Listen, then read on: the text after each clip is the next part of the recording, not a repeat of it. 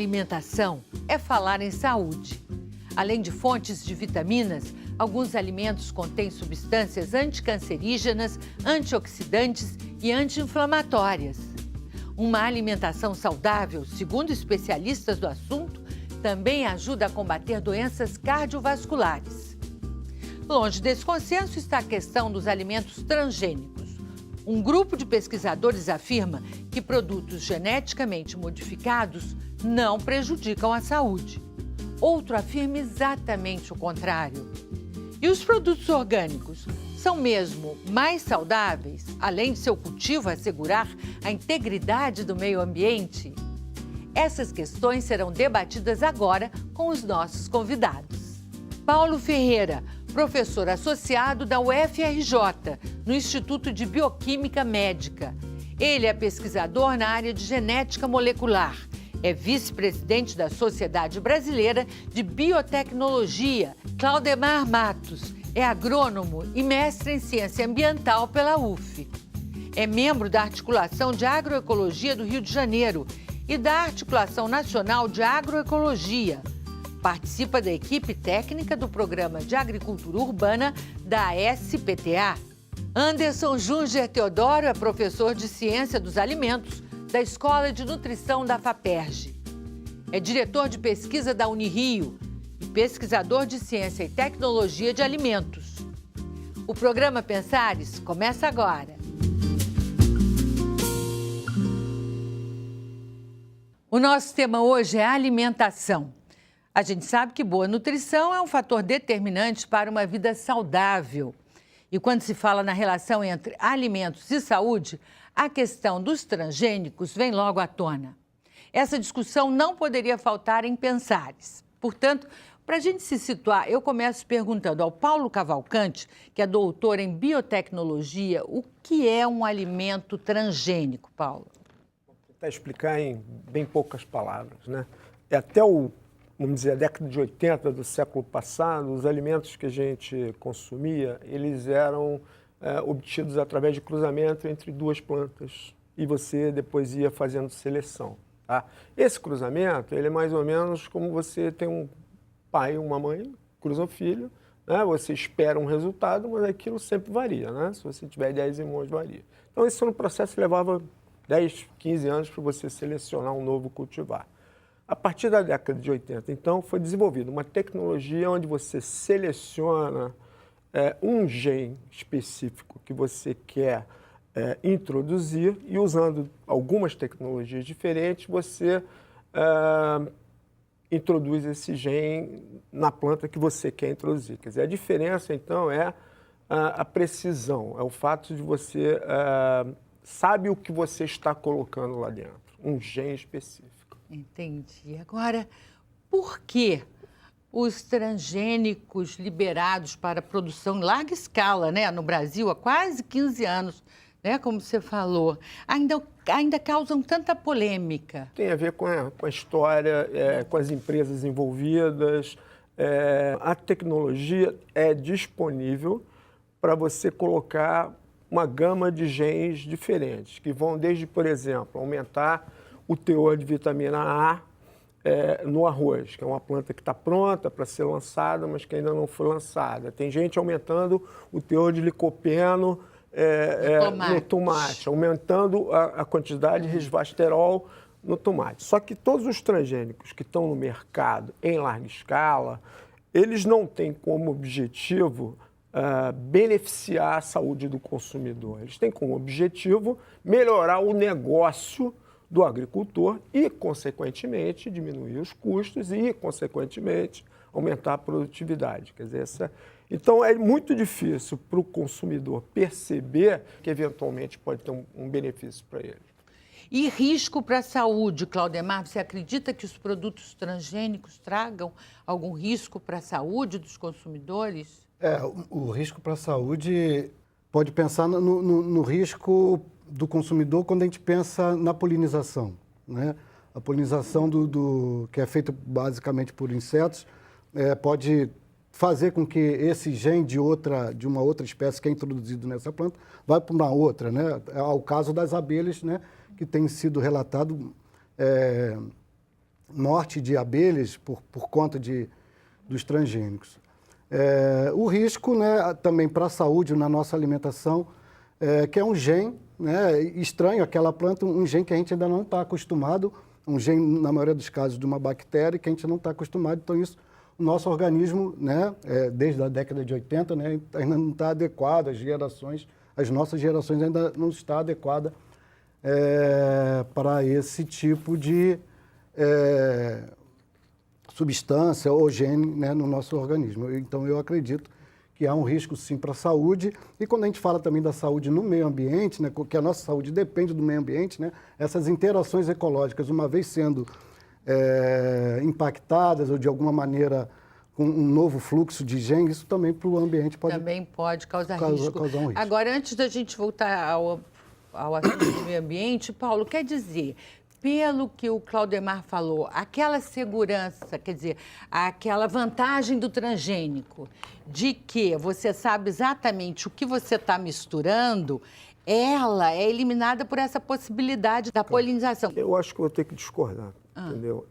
Na verdade, os transgênicos estão no mercado desde a década de 80. Então, a gente tem que separar as coisas. A primeira coisa seria o risco para a alimentação humana. Quer dizer, não existe nenhum caso descrito na literatura, em um jornal que tenha sido publicado com revisores, quer dizer, depende, é importante fazer essa distinção, porque você vai encontrar literatura na internet dizendo que transgênicos fazem mal. Não existe nenhum caso na literatura de um jornal que tenha sido confirmado que um transgênico faz mal para a saúde. O gene que você colocou lá faz mal para a saúde. Zero de possibilidade. Sobre o ambiente, essa é uma história grande e é difícil de resumir. Mas a gente volta lá mais detalhadamente para eu conversar com o Anderson também, para ele se apresentar ao nosso público. Como você vê o consumo de alimentos, né, transgênicos, que eles representam para a nutrição? Bem, eu acho que a primeira palavra que a gente tem que trabalhar em relação a esse tema é a questão da prudência, né? Como tem sido colocado aqui, a gente está num tempo ainda muito curto, mesmo da produção de alimentos, de avaliar essa questão como um todo com relação ao transgênico. Segundo, a gente não pode deixar de colocar que toda liberação, hoje no plano nacional, ela passa por um comitê nacional, né, de avaliação desse risco de biossegurança. E que, obviamente, por alguns parâmetros que eles consideram importantes, acabam a liberação de alguns produtos para essa venda. O fato é que, e é isso que a gente talvez tem que cada vez mais focar, é a necessidade de a gente cada vez mais consumir alimentos no seu estado natural, né? Primeiro, a gente tem uma biodiversidade hoje no Brasil que ela é muito ampla e, como colocado, a primeira estratégia desses alimentos transgênicos foi com relação ao aumento de produtividade.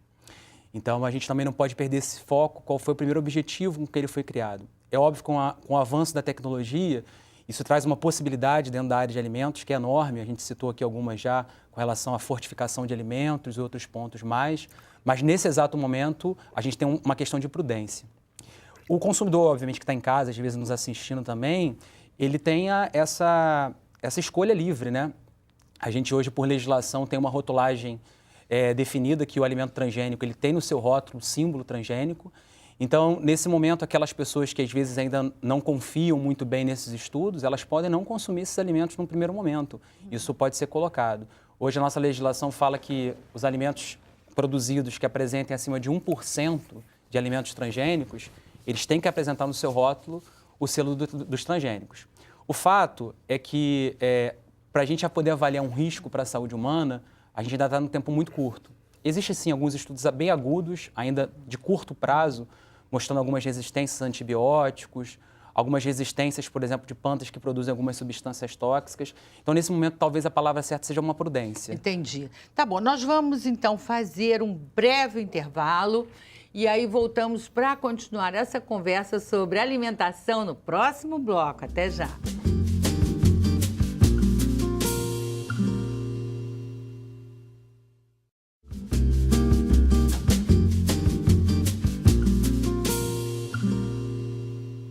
Voltamos com o programa Pensares. Nossos convidados hoje são o nutricionista Anderson Junger Teodoro, o agrônomo e geneticista Paulo Ferreira e o agrônomo Claudemar Matos. O Brasil é o país que mais consome agrotóxicos no mundo, segundo o Sindicato Nacional da Indústria de Produtos para a Defesa Vegetal.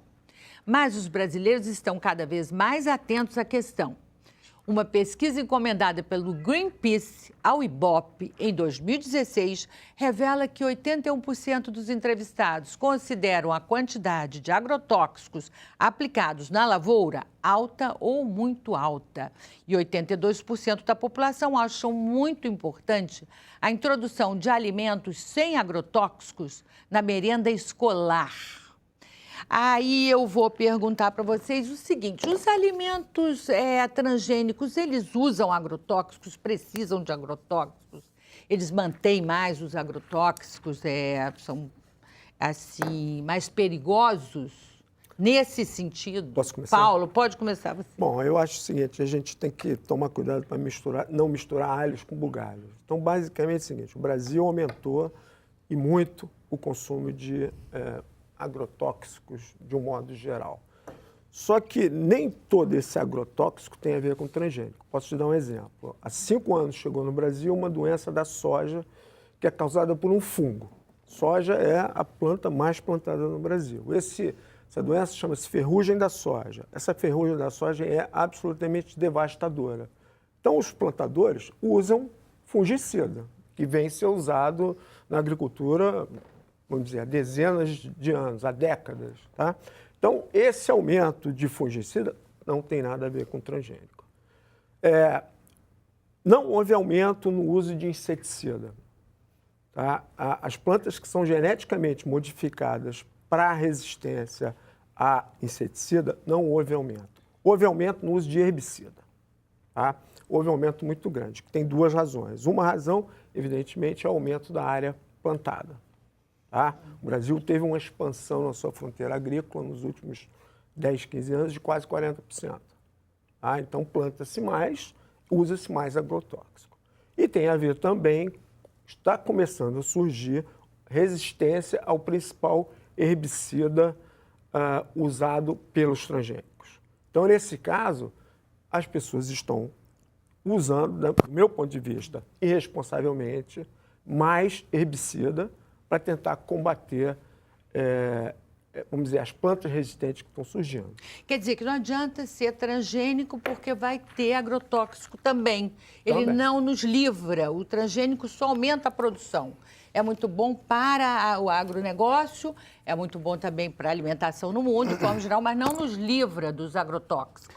Porque a base da produção aí é a mesma, né? Ele é vinculado ao agronegócio. O agronegócio, a agricultura convencional, procura reduzir as variáveis e dominar a natureza, né? Então, para dominar a natureza, né, é necessário que esse controle de pragas e doenças que ocorram, né, a necessidade de insumos externos, né?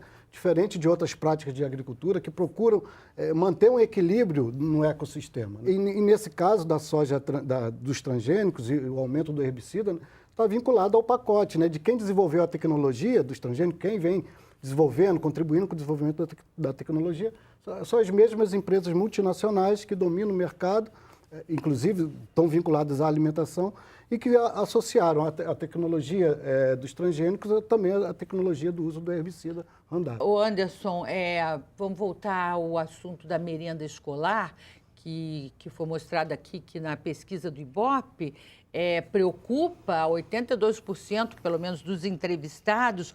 Qual é o risco para as crianças que consomem com frequência produtos com agrotóxicos? O fato que cada vez mais a gente vê as recomendações nutricionais no mundo todo aumentando o número de porções de frutas e hortaliças. Então, isso é uma nova realidade, né? O mundo como um todo tem um consumo muito baixo desses produtos.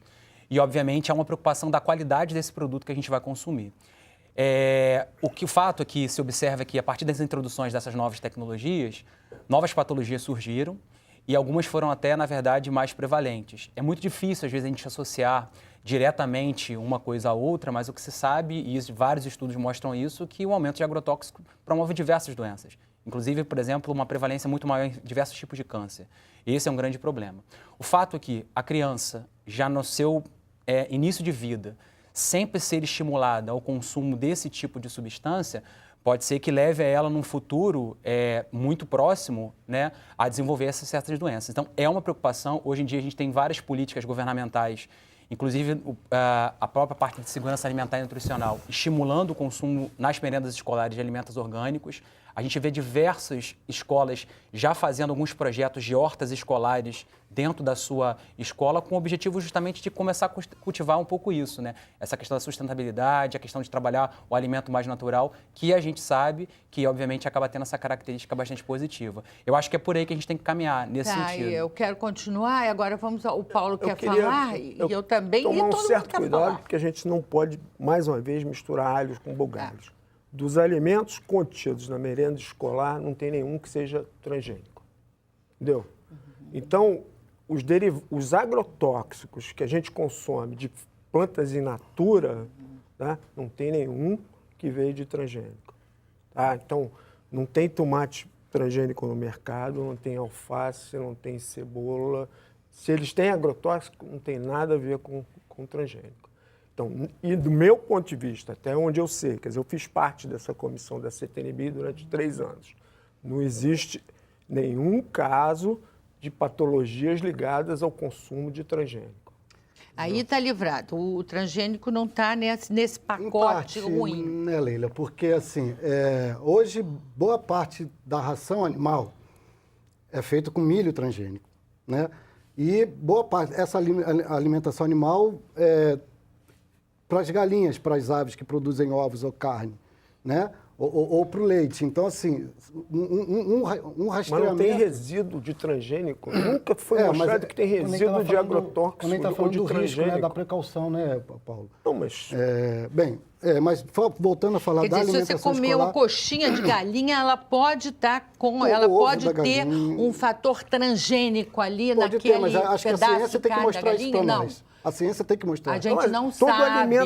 Todo alimento que é aprovado, esse estudo é feito, entendeu? Não tem resíduo não tem DNA, não tem resíduo de transgênico. Eu vou voltar ao que o Anderson falou assim, a população tem que estar informada, porque, por exemplo, o T do transgênico que deveria estar na embalagem não está no ovo, tá entendendo? E o ovo da galinha que foi alimentada com uma ração que tem ingredientes transgênicos, né? Isso deveria ser alimentado. Mas é porque na certa não foi encontrado ali, quer dizer, não se sabe. Porque a alimentação da galinha com ração transgênica, a embalagem da ração deve ter o T transgênico, o T do transgênico. Mas o ovo que a galinha... Não, eu entendi, mas eu entendi também que o Paulo diz que ele não chega ao produto final. Ele não chega ao ovo. Mas foi o que eu entendi. Mas há que a população está informada que aquele ovo foi tratado com um alimento transgênico. Muito bem. Nós vamos para um rapidíssimo intervalo e voltamos para continuar essa conversa no próximo bloco. Até já.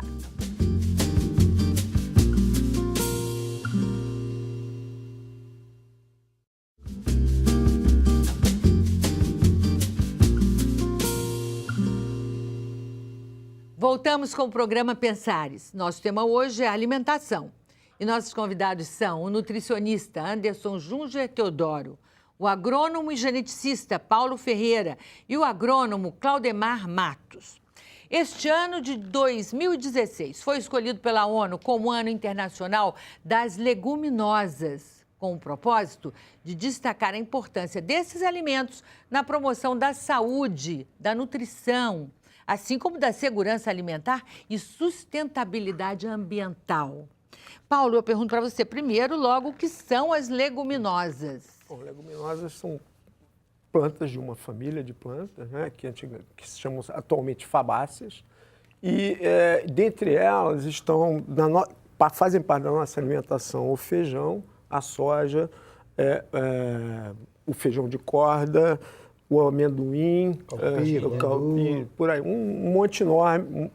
Elas são extremamente ricas em nutrientes, não só proteínas, como ferro, várias delas, uma série de coisas importantes. Além disso, elas têm um impacto importante no ambiente, porque elas são capazes de retirar nitrogênio do ar. Um impacto positivo. Um impacto muito positivo, porque com essa capacidade, elas deixam de usar, em grande parte, adubos químicos. Isso tem um impacto excelente para o ambiente, porque boa parte do adubo químico que vai parar no solo, ele é lavado para os rios, e nos rios e para os mares causam impactos enormes. Além disso, é uma economia muito grande. Quer dizer, Elas podem ser produzidas em larga escala também?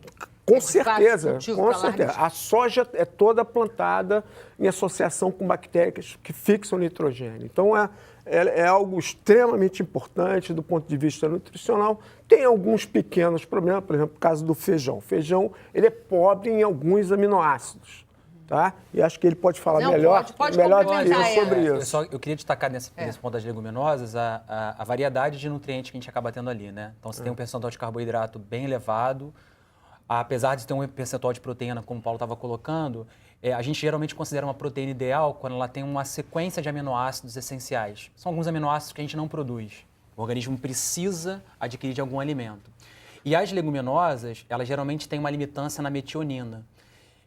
O interessante é que quando você combina, por exemplo, o nosso famoso arroz com feijão, o arroz, por exemplo, tem uma limitância na lisina, mas é rico em metionina. Então, você, na verdade, acaba fazendo uma proteína quase que completa ao combinar A combinação de arroz com feijão é fórmula, substitui a proteína? Não, ela, na verdade, não acaba substituindo, mas para algumas áreas, por exemplo, onde você tem uma desnutrição muito grande, onde o acesso, por exemplo, a produtos de origem animal, ela, na verdade, consegue compreender uma proteína de quase alto valor biológico, digamos assim. Isso me leva à questão também, quando a gente compra um produto orgânico, a gente tem certeza que é orgânico. Tem um processo de certificação, normas previstas que o agricultor tem que cumprir, né? Mas também há outra base de produção de alimento que não é certificada, que a gente chama de agroecológico, os produtos da roça, que boa parte da agricultura camponesa produz numa matriz de tecnologia que não usa os insumos externos, como os que a gente está falando aqui, que nós estamos falando aqui, como os transgênicos, os agrotóxicos, né?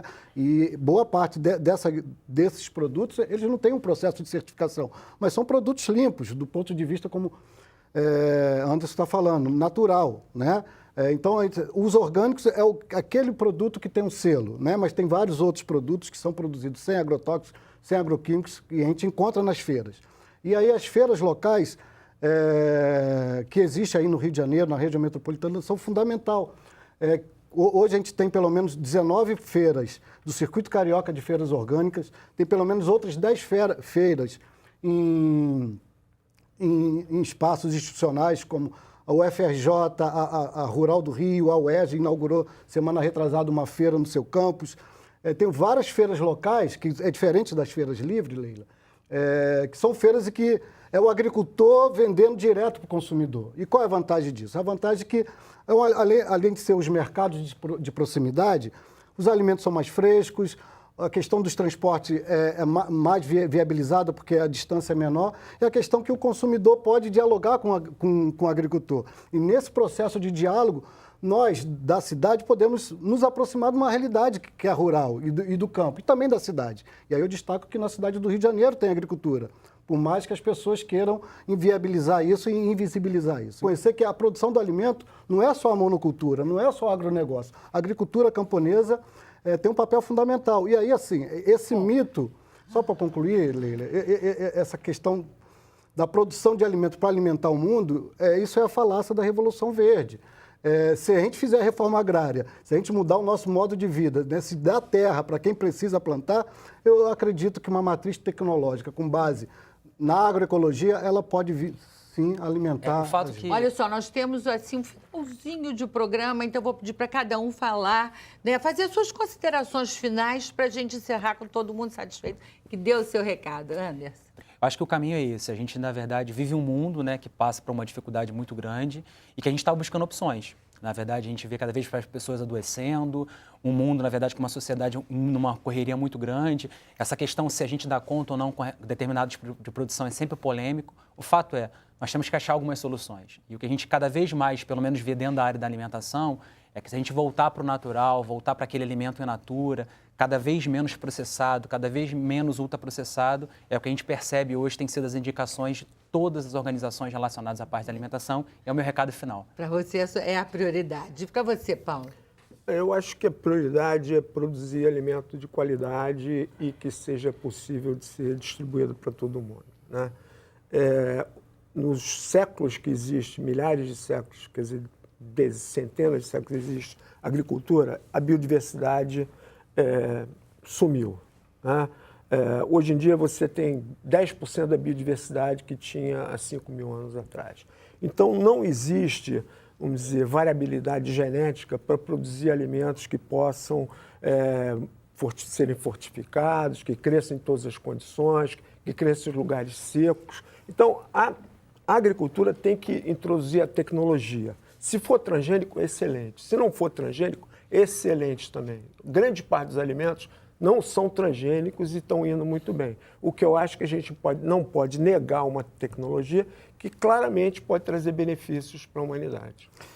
Eu acho que a chave é a informação, né? A gente vive na correria do dia a dia, aí optamos pelo ultraprocessado talvez, né? Mas porque também a gente não tem informação por causa da correria do dia a dia. Mas eu queria sugerir, né, para os telespectadores acessar 2 documentos na internet, né? O Guia Alimentar, um guia do Ministério da Saúde que foi reeditado ano passado e fala desses princípios. E o princípio básico, o primeiro do princípio básico desse guia é falar do alimento in natura, né? Falar dos mercados de proximidade, evitar os ultraprocessados. E um outro é o do Fórum Brasileiro de Segurança e Soberania Alimentar, né, que fala do biofortificado. Ou seja, é uma coisa de informação. O consumidor buscar a sua informação. Nessa questão da nossa base alimentar, né, que ela né, reduziu, convido a todos também a perguntar, né, a resgatar os valores, aquilo que a gente comia antes, que hoje não está na nossa mesa. Procure nas feiras locais a beldroega, o ora pronobis, o almeirão, né, plantas hoje que estão ressurgindo e que fazia parte do nosso cardápio alimentar, que são ricas em ferro, são ricas, né, em nutrientes que nós precisamos. Ou seja, o consumidor se informe, porque a alimentação, né, é a base da nossa vida. Obrigado. Da saúde, não é? O programa Pensares termina aqui. Eu quero agradecer aos nossos convidados. Obrigada, Anderson Teodoro. Obrigada, Paulo Ferreira, Claudemar Matos, pela participação. Obrigada a você também, que está em casa e que nos acompanhou com atenção. Um grande abraço e até a próxima.